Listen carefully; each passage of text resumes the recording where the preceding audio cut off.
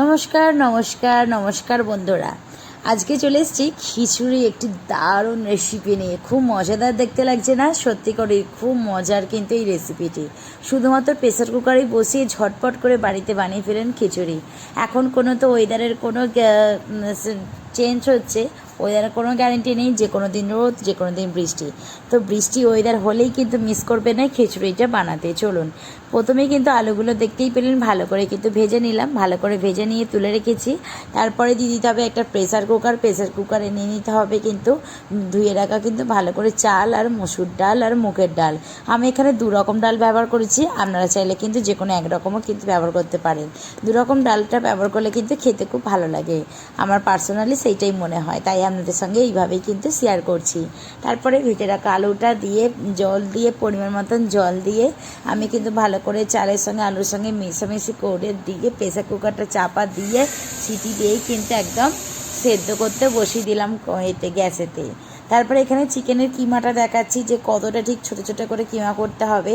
আপনারা চাইলে দোকান থেকে করে নিয়ে আসতে পারেন, আর যদি চপার থাকে নিজেরা যদি বাড়িতে করতে পারেন তাহলে বাড়িতে কিন্তু তাহলে করতে পারেন। আর এখানে টমেটো কুচি, পেঁয়াজ কুচি করে নিচ্ছি। ওখানে প্রেসার কুকারে কিন্তু সিটি পড়া 4টে আমার হয়ে গেল, আমি বন্ধ করে রেখে দিলাম। এবং ফোড়নে নিয়েছি ডালচিনি, লবঙ্গটা নিয়ে নিই, ডালচিনি, এলাচ, তেজপাতা, শুকনো লঙ্কা, জিরে নিয়েছি, এইগুলোই দিচ্ছি। লবঙ্গ দিতে লাগবে না।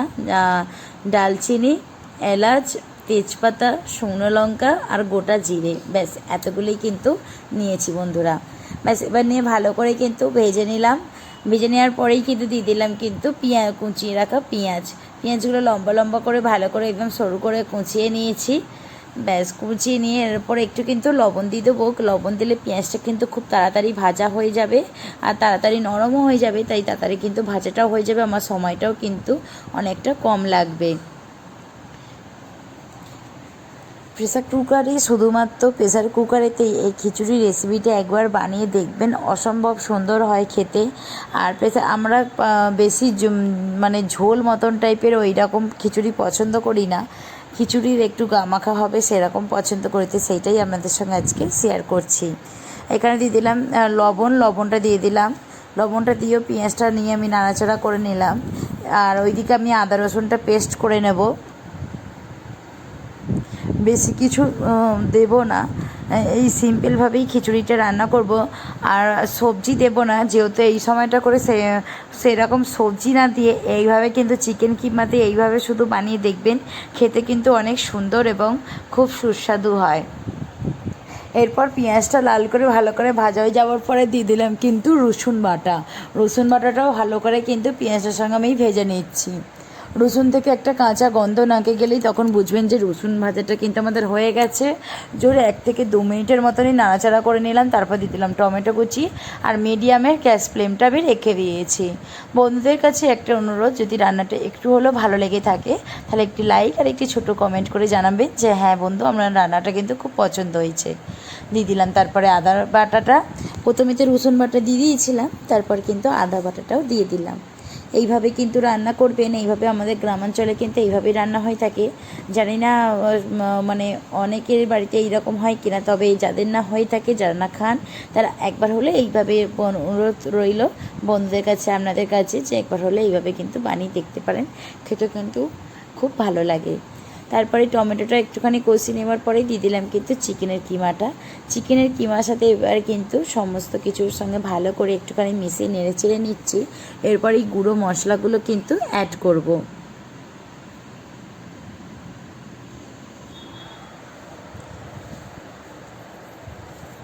এই দেখুন অনেকক্ষণ ধরে নেড়ে চেড়ে নিয়েছি, একটু হালকা জলও বেরোতে শুরু করে দিয়েছে।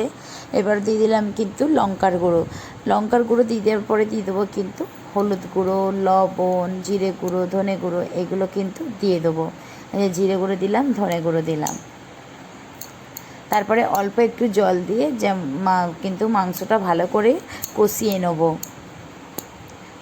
তেল ছাড়া পর্যন্ত কিন্তু মাংসটা কিন্তু ভালো করে কষিয়ে নিতে হবে, যেহেতু এটা কিমা খুব তাড়াতাড়ি কিন্তু কষানো হয়ে যাবে। তবুও হাতে 5 থেকে 10 মিনিটের মতন কিন্তু 10 মিনিট মোটামুটি সময় নিয়ে কিন্তু চাপা দিয়ে ভালো করে কিন্তু কষিয়ে নেবেন।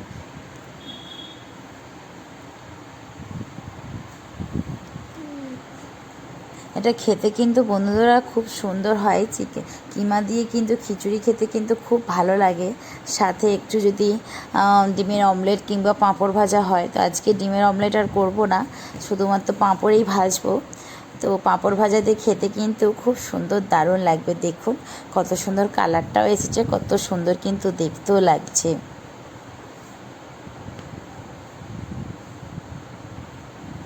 আপনাদেরকে খুন্তি করে আর কি তুলে দেখালাম যে কত সুন্দর কিন্তু কালারটা এসেছে।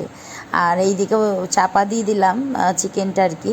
আর এইদিকে দেখুন প্রেসার কুকারটা চাপাটা খুলেছি, অনেকটা বাষ্পটা বেরিয়ে গেছে পুরোপুরি আর কি। তো তার জন্যই কিন্তু চাপাটা খুলে এবার দেখছি, কিন্তু যিনি ভাতটা কিন্তু খুবই গরম আছে। আর দেখুন কত সুন্দরভাবে কিন্তু সেদ্ধ হয়েছে।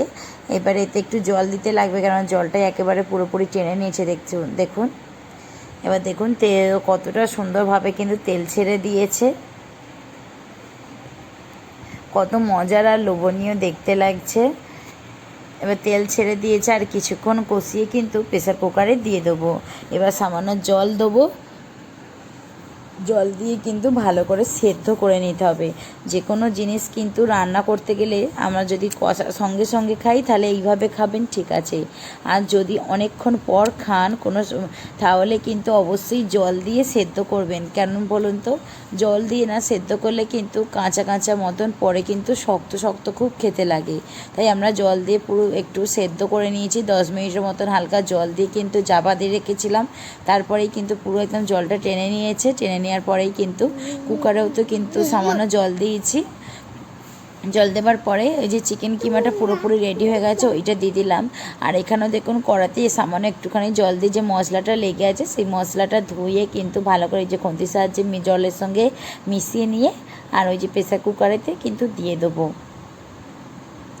আর এখানে কিছু দেবার কোনো প্রয়োজন নেই, প্রেসার কুকারেতে দিয়ে একটুখানি ফুটিয়ে নিলেই কিন্তু হয়ে যাবে। আর কোনো সিটি দেবার কোনো দরকার নেই, কারণ আমার চালার ডালটা খুব ভালো করে সেদ্ধ হয়েছে এবং চিকেন কিমাটাও খুব ভালো করে রান্না হয়ে গেছে।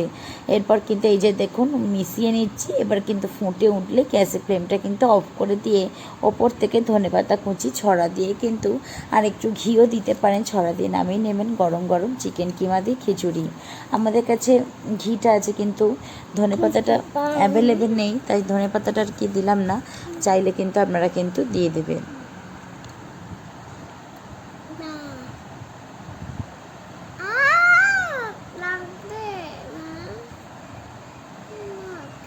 এই যে দেখুন কত সুন্দরভাবে কিন্তু ফুটে উঠেছে। যে আপনাদেরকে তুলে দেখাচ্ছি, দেখুন কি দারুণ লাগছে। বললাম না বেশি ঝোল করব না, তো এইটা পুরো একদম গামাখা। যখন প্লেটে কিন্তু আরও একটু ঠান্ডা হলে আরও একটু কিন্তু টেনে নেবে, তাই এর থেকে বেশি আর কিন্তু করব না। এবার কিন্তু গ্যাসের ফ্লেমটা অফ করে দেব। অফ করে দিয়ে কিছুক্ষণ চাপা দিয়ে রেখে দেবো, তারপরেই কিন্তু গরম গরম একদম পাতিতে সার্ভ করব খিচুড়ি। তো কেমন লাগলো অবশ্যই কিন্তু ছোটো একটি কমেন্ট করে জানাবেন বন্ধুরা। এই যে পাঁপড় ভাজা নিয়ে কিন্তু বসে পড়েছি, আপনারা চাইলেও কিন্তু চলে আসুন।